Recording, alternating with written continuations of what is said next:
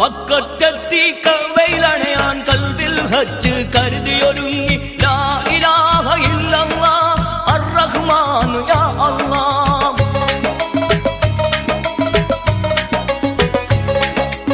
ഏക ഇലാഹിൻ വിളികേട്ട് നബി ഇബ്രാഹിം ചൊൽകേട്ട് ആദരവായ മുഹമ്മദ് മുസ്തഫ കൽപ്പിച്ചരുളിയതും കേട്ട് ഹജ്ജിന് മക്കത്തെത്തിടുവാൻ ലാ ഇലാഹ ഇല്ലല്ലാഹ് അർ-റഹ്മാൻ യാ അല്ലാഹ്.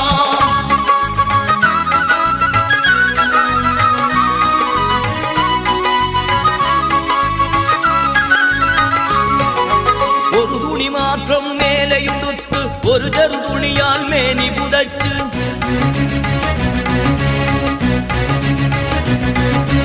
ഏകതാള